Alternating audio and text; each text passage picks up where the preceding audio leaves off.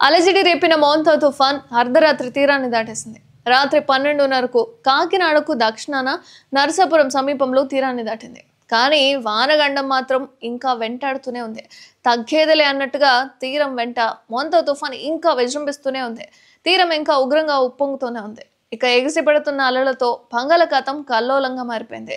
తీరం వెంట గాలులు బలంగా వీస్తూ ఉన్నాయి. తీరంలో అలలు ఎగసిపడుతూ ఉన్నాయి. వానలు దంచి కొడుతూనే ఉన్నాయి. అయితే తుఫాన్ ప్రభావంతో పెరిగిన గాలుల తీవ్రత ఇంకా పెరిగిపోయింది. చాలా ప్రాంతాల్లో ఈదురుగాలులకు చెట్లు, విద్యుత్ స్తంభాలు విరిగిపడుతున్నాయి కూడా. రాకపోకలకు అంతరాయం ఏర్పడడంతో ప్రజలు ఇబ్బందులు పడుతున్నారు. అనేక గ్రామాలకు విద్యుత్ సరఫరా కూడా నిలిచిపోయింది. ఇక ఆగ్నేయ బంగాళాఖాతంలో ఏర్పడిన ఈ మోంతా తుఫాన్ అనేది నైరుతి బంగాళాఖాతాన్ని దాటి పశ్చిమ దిశగా సాగి అంతర్వేది పాలెం దగ్గర తీరాన్ని అయితే తాకింది.